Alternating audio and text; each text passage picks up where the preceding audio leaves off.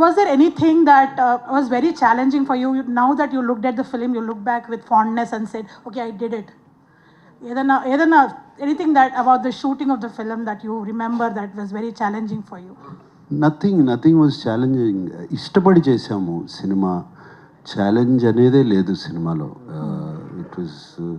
It was a beautiful experience throughout the film. It was a very, very beautiful experience. Maybe running through all those gullies, I don't know. No, I was amazed. Running through all the gullies, and I was amazed waiting for the rushes to come because we couldn't see it immediately. And I was amazed at the Steadicam guy following me. వాడు ఎప్పుడు పడిపోతాడా కింద అని ఒక భయం. ఆ Steadicam fellow 5-6 సార్లు అన్న కింద పడి ఉంటాడు పరిగెత్తా. So I was amazed. Everything was amazing, new experience for me. Absolutely.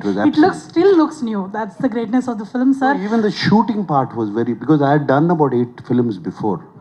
This was a new experience.